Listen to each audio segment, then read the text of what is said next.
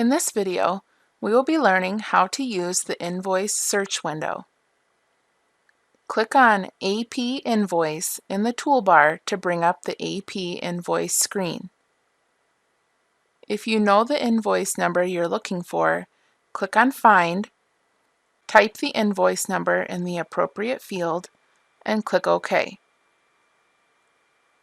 If you do not find the invoice you are looking for, you can click on Search and find it another way.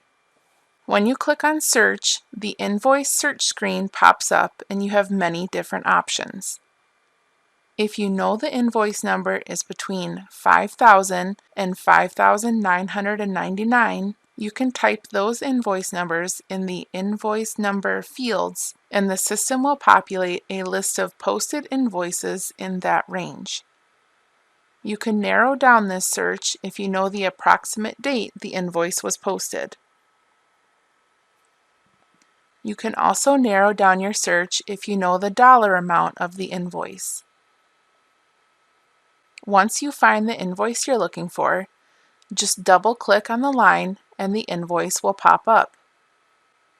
If you need to search for another invoice, you can again click on Search and the system will retain the same search parameters you requested last time. If you only want to search for invoices with an unpaid balance, check the box for Has a Balance. If you only want to search for invoices already marked Set to Pay, check the box for Has an Amount to Pay.